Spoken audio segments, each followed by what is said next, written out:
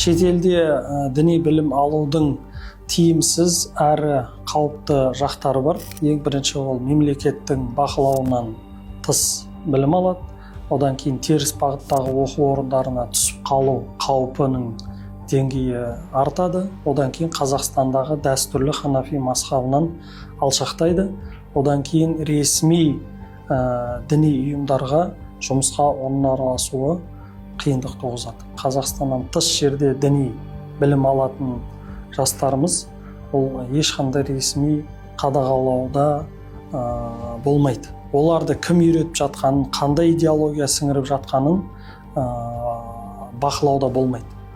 Бұл жерде деструктивті ағымдардың басты мүмкіндігі сол шетелде жастарды арбауға үлкен мүмкіндік туады. Көптеген жастар оқуға түспей тұрып, оқу орнының бағытын зерттей алмайды.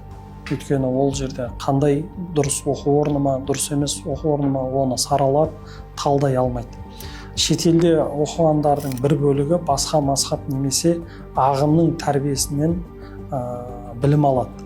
Ол елге оралғанда соны насихаттау әбден мүмкін. Содан кейін мешіт имамдарымен және де діни қызметкерлермен жаңағындай әртүрлі талас тартыстарға түседі. Оның соңы салдары діни алауыздыққа алып барады. Сол себептен еліміздің жастары өзіміздің еліміздегі діни оқу орындарда білім алған жөн. Оның ішінде Нұр Мүбарак университеті бар, елімізге белгілі. 9 медресе колледжіміз бар, муфтиятымызға қарасты.